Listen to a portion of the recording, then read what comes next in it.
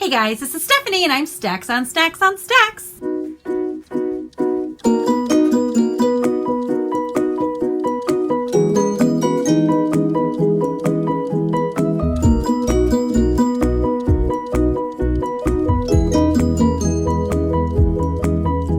So I'm coming to you guys with my surprising reads from 2020. I only own a handful of the books that are surprising reads. I think I have 8 to talk about and I own half of them, so not bad. These are in no particular order. Basically, these are books that I enjoyed. And I either knew nothing about them or I had very low expectations for them. One or the other. I will tell you which with each book. First one I have is All the Stars and Teeth by Adeline Grace. I believe this is a debut novel. I got this in a book box, and so I didn't really know what it was about. And the back of it says, a pirate, a princess, a stowaway, a mermaid, and a crew makes a queen. That didn't interest me all that much. But my friend Serenity was like, oh, I want to read this with you. And I was like, okay, why not? I have it. So I read it and I actually really ended up liking this book. I think I gave it like a 3.8, 4.0, something like that. Basically, it's a very good adventure story. It's YA and we're following a girl who is supposed to be the next ruler. And for some reason, she loses her ability to rule. You got to read it to find out why. And she is determined to prove, no, I am a good ruler. I am qualified for this. So she has to go on a bit of an adventure. And along the way, they have a pirate, a stowaway, and a mermaid. You know, you get it. It was very clever and it was very original. It's not really a story I'd heard before. And the world that they live in is kind of like a group of islands. And she would be like ruler over all these islands. So they get on a boat and have to like go to the different islands to do the different things. And it was good. I did like this. Very surprised. Didn't know what to expect. Pleasantly happy. The next one I have is Grace and Fury, and then the sequel to this was Queen of Ruin, which I'll show a picture of. I don't own this one. I really liked these books. And again, I got this one in a book box. I wasn't really sure what to think of it. I also did this as a buddy read, go figure. And I really liked this. It was really fun. I gave it like a 4.1, maybe 4.2, and the same with the sequel. It is a story of two sisters. One is supposed to be like a courtesan to the king, so she's trained her whole life to be beautiful and have manners and all the things. Her sister kind of works for her. Like, she's not as pretty, but she's very smart and very opinionated, and she is supposed to be like her lady-in-waiting kind of person. At some point, their roles get switched, and her sister, the lady-in-waiting, is now the one who's supposed to be a courtesan, and the courtesan has to be more of a servant type person. So it is that role reversal of I've trained for this my whole life, and now I have to do that kind of thing, which is interesting. I don't think I read a lot of that in books, so I really liked that journey. And it's just a duology. It's just the two books. So we read one and then we turned around and read the next one. And it was a good story. It was a good story of family and sisters, of finding one's identity, being strong in who you are, and how to deal with situations that aren't ideal. Like, it was really quite good. I really liked it. And I was surprised because I had zero expectation on this one. The next one I'm going to talk about is The Accidental Beauty Queen by Terry Wilson. This one was a book club pick, and I kind of like, I thought it sounded good. And I thought, it's going to be a nice little chicklet, like a 3.0 or something like that. And I think I gave it like a 4.5. I totally enjoyed this book. So in this book, it's kind of the premise is like two twins that end up switching places. One is, I think she's a librarian at an elementary school, and the other one is a beauty queen. She's in like one of the last pageants she can do. She's going to be aging out, and something happens and she can't be in the pageant. So she talks her identical twin sister into swapping places with her, but they have completely different personalities, though they are identical twins. It's kind of like Miss Congeniality, but with like a nerdy librarian who loves Harry Potter as your main character, and she's not an FBI agent. So I quickly watched Miss Congeniality after this. Oh, and then they reference it a bunch too in it. They'll be like, oh, like in Miss Congeniality where she does this, and in this movie where they do that, and like kind of breaks that fourth wall a little bit. I completely enjoyed this book. I don't know why I enjoyed it so much. Like, well, it was good. That's why. It was a little predictable, but it was sweet and it was fun and it was clever. And I enjoyed our main character so much. Sometimes I read books and our main character is stupid and I'm like, ooh, I don't like this person. I would like something bad to happen to them, but not in real life, only in books. But still, that didn't happen in this one. In this one, I was like, I like her main character. She's sassy and fun and smart, and it was a fun ride. This is one I would consider rereading. I mean, it's a simple read. You know what's going to happen. But at the same time, it was very enjoyable. Very good. Probably 4.5. The next one I read was Big Summer, and this is by Jennifer Weiner. And I gave this one a 4.5 as well. So the deal with this one is I didn't know exactly what I was getting into. I was under the understanding this was just a chick lit, just a normal, like, oh, this is a romancy book about a plus size girl who's like Instagram famous. Not exactly. This is a book about a girl who's plus size, who's Instagram famous. And the reason she was made Instagram famous was because she was friends with like a rich girl and something happened, you don't know what, and they parted ways. But because they parted ways, she kind of got a step up in the Instagram world. And then she worked it from there. But then there's a murder. And there is the little romance, which is what I was expecting, but there was a murder. And then they're trying to figure out, they're like Scooby-Dooing and going all over the place trying to figure out what happened and who happened and all that kind of stuff. I wasn't expecting that. I was just expecting a basic chick lit kind of book. And actually, if you read the inside flap, you find out more. And you find out that there is a murder. I didn't read the inside flap. I think somebody had said, oh, this was a good book. And I was like, cool. Can I get it from the library in audio? Great. And so I did. And I was just like, oh, and I totally enjoyed this book. It was not a predictable, I know the ending chick lit. It had lots of elements of that. But the fact that there was a murder in there made it really good. So it was chick lit with a twist, and I liked that. Next is One Day in December by Josie Silver. Also gave this one a 4.5. This is like a love triangle done well, and that is all I really knew going into this book, is it's a love triangle done well. And I was like, okay, we'll see. I'm dubious. I don't buy into love triangles. I don't usually like them. They irritate me.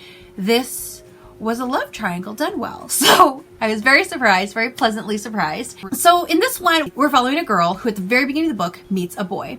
By meets a boy, I mean they're in like buses that are like passing each other, and they make eye contact and are like, yeah, I think I like you. I think I like you. And then she doesn't get off the bus and get on his bus, and you know, I'm never going to see him again. So for a year, she's like casually looking for him. She's not finding him. And she's like, oh, I wish he was around. I'd like to see him. And her roommate label him the bus boy. And so for the year, she'd kind of been casually looking. She couldn't find him. She didn't know his name or anything. So what are you going to do? Then, of course, she meets him again. But he's already dating her roommate. Dun, dun, dun. But being a good roommate, she's like, no, I'm not going to look at that twice because this is my roommate's man. But the attraction is there. They get along. They're buddies. And he's dating her. And he's clearly kind of interested in our main character. But both him and her are like, no, that's not going to happen because we are better than that. But that attraction is still there. So the whole book is working through this love triangle in a very smart way. I know some people have problems with this book because they don't like love triangles, or there is a point where cheating happens.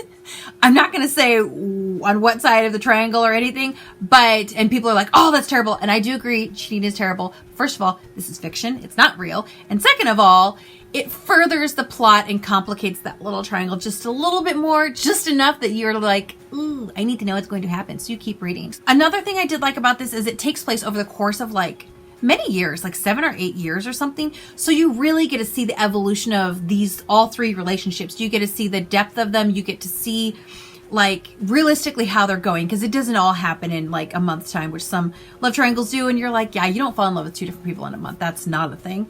But over the course of 8 years, yeah, it has a lot of validity to this. So I enjoyed this book. I thought it was great. And I didn't expect a lot out of it because I thought love triangle, but it was good. The next one I am going to be talking about is The Friend Zone by Abby Jimenez. I hope I said that right. I loved this one. I gave it a 4.5, a very high 4.5. Like, I was stoked after I read this one. This is one a friend of mine in real life was like, oh, I read this. I love this. You should read it. You would like it. And again, skeptically, I was like, it looks a little chick-lit-ishy. And she said it was, but last year, that's kind of what I was reading. So I went with it. And I was like, okay, I'll read this. And then I really liked it. So what I think I liked about this one is it wasn't just a straightforward chick-lit book. Like, they meet, they fall in love, there's an obstacle, but they get over it, and then it ends happily. Yes, I wanted to read those books last year because I needed some predictability in my reading. But I think I found a niche for chick lit and dot dot dot. And I think I learned that I like chicklet and dot dot dot. So when there's extra, something more, a murder, or in this case, something that is life applicable, like to women. So our main character in this one has an issue with her periods, and she has super irregular periods, super painful periods. She'll have like super long ones and then nothing, then a ton. And I mean, this is something that real women deal with. And then she's dating a guy and she wants to like get married. She wants to have kids, but she doesn't even know if having kids is going to be a possibility because she's so irregular. She probably wouldn't be able to carry, even if she could get pregnant, like all of these complications. This is something that women deal with every day, all the time. And it is the suck when you want to get pregnant and you can't. Like, it's devastating. It is devastating. I've cried with many friends many times, and it just sucks. And then you spend tens of thousands of dollars trying to figure out what's wrong, and sometimes you get an answer and sometimes you don't. Sometimes you get a baby and sometimes you don't. So I liked that she was hitting such a hard issue right on the head. And I admired that because it's easy to not talk about hard things. It's easy to not talk about it. So she talked about it. And I liked that. I liked that a lot. Now then we had our chicklet angle of she meets a guy and the guy likes her. And one of the most amusing things is she's like, I am dating somebody and I am attracted to this man. So I'm going to make myself as unattractive as possible when I'm around him so that he will be attracted to me and hopefully I will be attracted to him. And it's hilarious. The lengths she goes to make herself unattractive and how it doesn't matter. He is attracted to her. Ha ha ha. I loved it. I loved the journey. I loved the characters. I loved pretty much everything about this. It was super fun. It was sweet. It was women that I knew going through things that I recognized. And I liked it. I also read the second one and I will read the third one when it comes out. Next, I'm going to be talking about The Castle in the Clouds by Kristen Gear. This was the last book that I read last year. And, I gave it 5 stars. I gave it 5 stars. I didn't know what in the world to expect of it. This is the gal who wrote the ruby, red, sapphire, blue ones. I read those last year too as a reread. They're also translated works. They're translated from German, I think. And I didn't know what to expect exactly, where it's a YA book, kind of a murder mystery, takes place in like an inn, a high end inn that's in the Swiss Alps, I believe.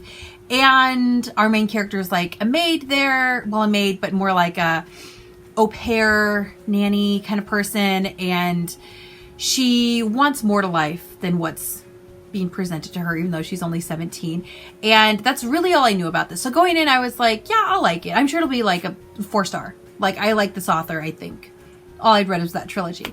And lo and behold, it is a 5-star read. It is a murder mystery. There was a tiny love triangle in it. It wasn't a big one. It was a little one. But I still enjoyed that. I enjoyed the side characters. I enjoyed our main character. She wasn't stupid. I didn't wish the murderer would come after her. I was very happy that the story took the trail that it took. Let me put it that way. I didn't desire her to die, which is good, because when you read a murder mystery and you kind of hope your narrator gets murdered, I think that's a sign. I don't know if it's a sign of bad writing or bad character. I'm going to say bad character.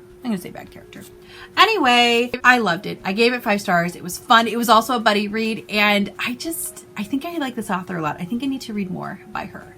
And the last one I'm going to talk about is Sourdough by Robin Sloan, which this one's hard to see. There you go.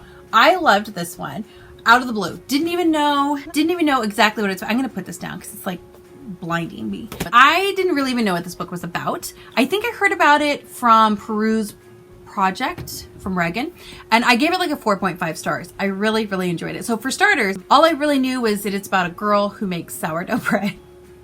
And I was like, okay. And I picked it up because it was on my TBR shelf, and I pulled the thing out and I read the book. So first of all, Robin Sloan is a dude. Thought it was a girl. Not a girl. He's a dude. The things you learn when you read the back covers of books. Seriously.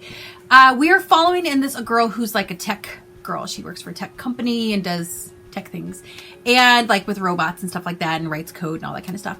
And she moves out to California to work for this big company, and she's working with the company, and she loves her job, except she doesn't love her job, and she doesn't have good interaction with other people, and people like live in their nerdy little I have no social skills box, and then that's it. So she's kind of living in that box. She's not that happy, but she's living in the box. And then she orders takeout. There was a little like menu slipped into her door for her apartment. And one day when she got home from work, and she was like, okay, I'll order it. And it's mosque food, which I'm still not 100% sure what that is.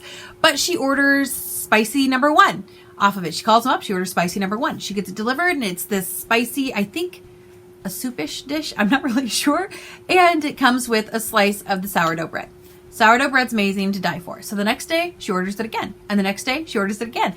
To the point where when she calls, they're like, Lois, like they know her name. And they're like, spicy order number 1. She's like, yes, sirree. So she has this relationship with this delivery guy, kind of, and nothing at work, but a relationship with a delivery guy about food. So fast forward a little bit, and the delivery guy and his brother who own this business end up having to leave the country for some reason. And they were like, here, we want you to have our starter dough for the sourdough. And she's like, yeah, I've never even used my oven here. I don't know how to cook sourdough. Please don't give this to me. And they were like, we will teach you, and you will keep the starter dough alive. So it is a journey of a woman learning to make sourdough, but in learning to make sourdough, she's really finding a passion in her life. She's finding something she didn't even know she was missing until she starts to have it. And I will say, disclaimer, reading this book made me super hungry all the time. All I want to do is eat. It's a little crazy. All I want to do is eat. And I want to eat bread. And I gotta be honest, I don't eat a lot of bread. And I also don't crave a lot of bread. I'm not necessarily a bread person. I wanted bread. I wanted all the bread when I read this book. So I would say when you read this, if you read this, make some bread and read it in like a day or 2 days, because you're going to eat everything over those course of days. So just for your own diet security, maybe read it quickly and have snacks on hand. I loved it, and I wasn't expecting to, because it sounds boring, but it was fantastic. And I kind of want to read it again and like, you know, cook some sourdough, maybe if another, you know, pandemic hits or whatever. Okay, so that's it. These are my surprising reads. And I want to know if any of you guys have read any of these reads, because I thoroughly enjoyed all of them. I would love to have your feedback, whether you liked it or didn't like it. And I'd also like to know, what was the most surprising read from last year? A book that you thought was going to be or you didn't even know anything about it, and it turned out to be fantastic. You might be seeing some of these on my best of from last year. Who's to say? But I will leave you with those 2 questions. Leave your comments down below. Love talking to you guys in the comments. Feel free to like, subscribe, all of that jazz, and I will talk to you guys real soon. Bye.